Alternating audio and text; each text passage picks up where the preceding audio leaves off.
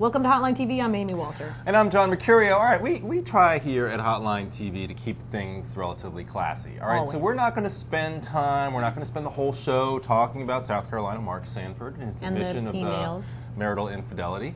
And the emails. And the emails. Instead, we're going to be talking Emails. about the emails. Instead, we're going to be talking about the people, the Republicans who stand to benefit the most from his spectacular implosion, and I do mean spectacular.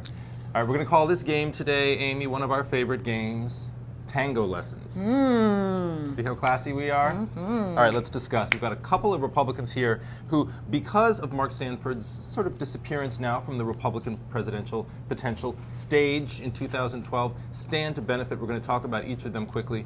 First, former Massachusetts Governor Mitt Romney. Right. Talk about this. What was Mitt Romney's biggest problem?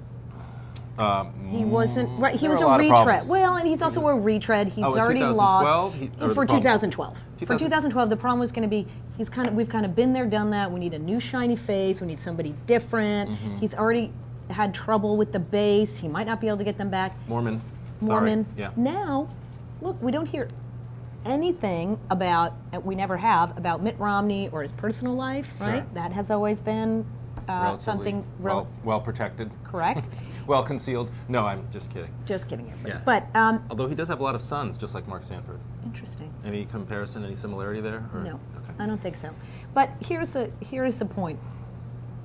The image of Mitt Romney as the sort of steady as she goes, economic guy, gonna tackle big problems and solve them, now seems a lot more interesting today than it did a few weeks ago when everybody was looking for who the new hit wonder was. I agree, but I still think you're talking in 2012 about a party that wants new faces. I still think that Romney, having run in 2008, that you're going to see a party. I think the biggest story out of 2012 is going to be, as opposed to the past several decades, where you've had a party that just sort of picks to the next person in line and gives him the nomination. With McCain, you saw it.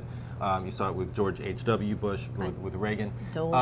I think you're going to be seeing a party who wants to really break from that because of this is sort of a historically significant level of them being in the wilderness. I think that's why our next candidate, Minnesota Governor Tim Pawlenty, didn't run in 08, didn't get chosen by McCain to be vice president. Because he was too boring. Because he was too boring. And other things too, but I think him deciding not to run for governor in 2010 sets him up to run a national campaign in 2012. And stuff like Mark Sanford, another governor, relatively popular in Republican circles, governor having stepped down, I think is a huge benefit to Pawlenty. Plus, I think for Pawlenty, the whole message, and this is going to go for a couple other people we may mention here, but is to have tangible policy,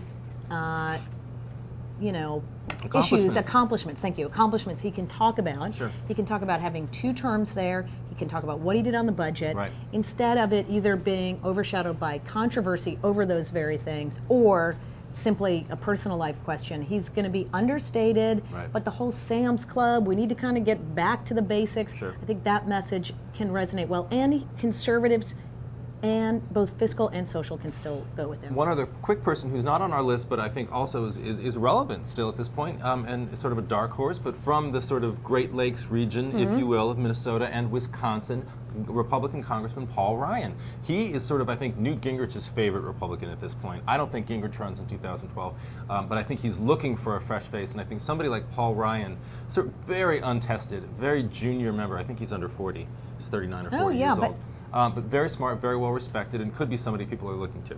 Yeah, but boy, to jump from the House to president, that's a pretty big leap. Almost as difficult as being a freshman or first-term senator from Illinois running to president. Just saying. Almost. Moving right along. All right.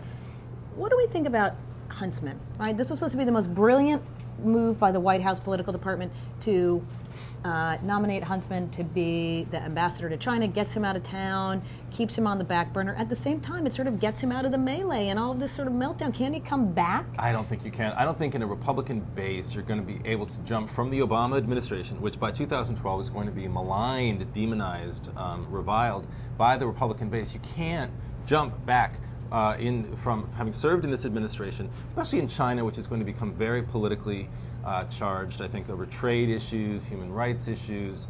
To jump from back from China to run for president as a Republican, I think is difficult. Plus, look, in Utah, he wasn't particularly popular with the base of the conservative base of the Republican Party. He's still he favored same-sex marriage. Yeah, that was going to be his bigger problem. That was going to be his big problem. So I think Huntsman, regardless of what happens with Sanford, is in trouble. All right, what about a senator?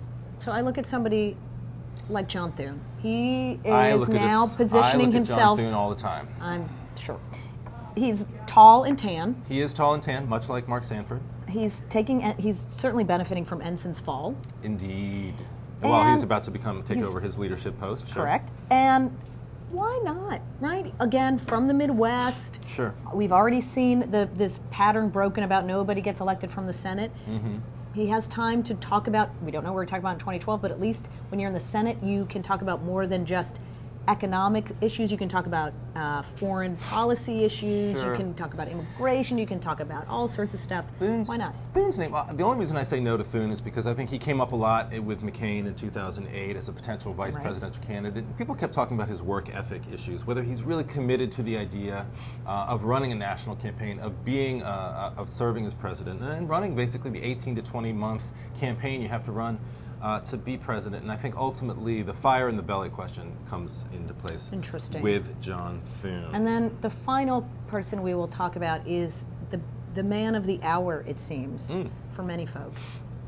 Indiana's Mitch Daniels. Interesting. Everybody looks to him as the blueprint, right? Somebody who came in 2006 with low approval ratings, made some difficult decisions, re-elected in 2008, has pretty decent numbers now, and again can run on the accomplishment platform.